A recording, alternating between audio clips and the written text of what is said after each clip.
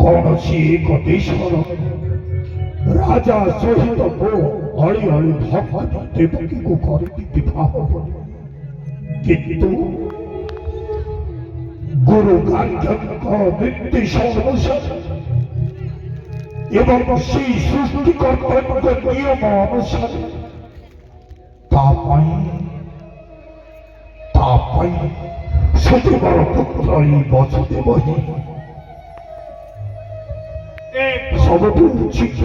ପତ୍ନୀ ରୂପେ ସେ ପାଇଯାଇଛି। ତେଣୁ ହେ ପିତା,